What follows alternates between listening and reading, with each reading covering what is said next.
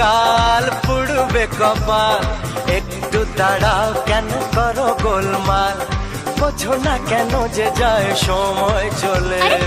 এসেছি বাড়িতে আমি কিছু না বলে, টিক টিক টিক টিক ঘড়ির সাথে সাথে তাল মিলিয়ে, এই তো এলে তবে কেন এখনই যাবে চলে।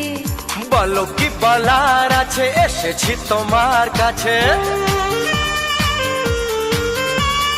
বলো কি বলার আছে, এসেছি তোমার কাছে, বোঝো না কেন যে যায় সময় চলে।